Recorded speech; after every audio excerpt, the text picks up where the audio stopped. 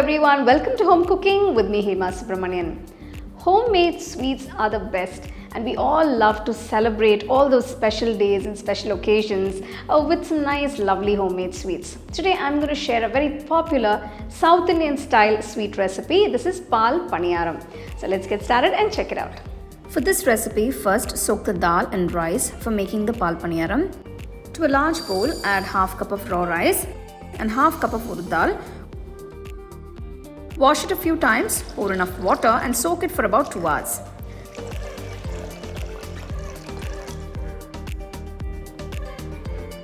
We need coconut milk for this recipe. I have extracted some nice fresh and thick coconut milk from one whole coconut. I'm adding 1 cup of sugar to this. This is a 250 ml cup measurement. You can adjust the quantity of sugar according to your taste. Add a teaspoon of cardamom powder and mix it all well. Let the sugar dissolve in the milk completely. The flavors of this dish are better with coconut milk, but if you don't have coconut milk, you can also try making it with regular milk. The Urad Dal and rice has been soaking for almost 2 hours now. It's all plumped up nicely. Remove the water and transfer the ingredients to a mixer jar.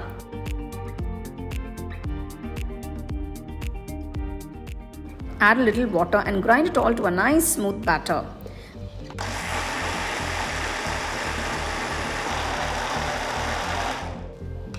The paniyaram batter is ready.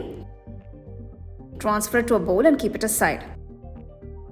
You can see the batter is nice and smooth, but it's a little thick. Next, add a little bit of salt and just pour a little water and mix the batter well so it comes to the right consistency. The batter should be very soft and fluffy, so add the required amount of water to get that nice proper pouring consistency. If the batter is too thick, then once you fry the paniyarams, it will not absorb the milk. So it's very important that the batter should be light and fluffy enough to absorb the coconut milk, only then the flavors will be nice. To a wide pan, add enough oil for deep frying. Once the oil is hot, take a small portion of the batter, gently drop it into the hot oil. I'm taking small portions of the batter and making small paniyarams. If you want to make them a little bigger, you can do so. So if you see, as soon as you drop the batter into the oil, it immediately floats. If we soak these paniyarams in coconut milk, it will absorb it immediately and the paniyaram will be so soft and juicy. Here is a quick tip. Deep frying these paniyarams in the pan is a lot more easier than using a kadai, because when you drop them in the hot oil, they will not stick to each other. And it will be a lot more easier to toss them around. Once the paniyarams have turned to a lovely golden brown color, it is fried on all sides and becomes nice and crispy, remove from the oil and keep it aside.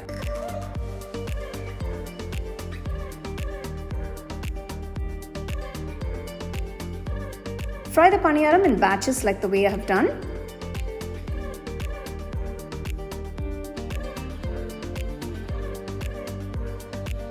Now that we have the paniyarams and the coconut milk, add the fried paniyarams to the coconut milk mixture and let it soak for about 15 to 20 minutes. The paniyarams have to absorb all the flavors of the coconut milk. After 10 minutes, you can see the yummy and delicious Paal Paniyaram is ready to be served and it's nice and juicy.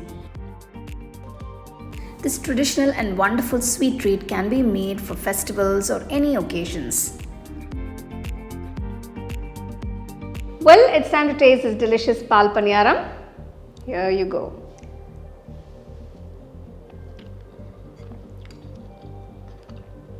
It is so juicy, it's absorbed all the flavors of the coconut milk and that cardamom. Flavors are just fantastic. But it's a must-try recipe, guys. I really enjoy that Paal Paniyaram with all those lovely flavors. This is a very typical South Indian delicacy that you can make for any special occasions and celebrations. Do try this. Let me know how it turned out for you guys and share it with your family and friends.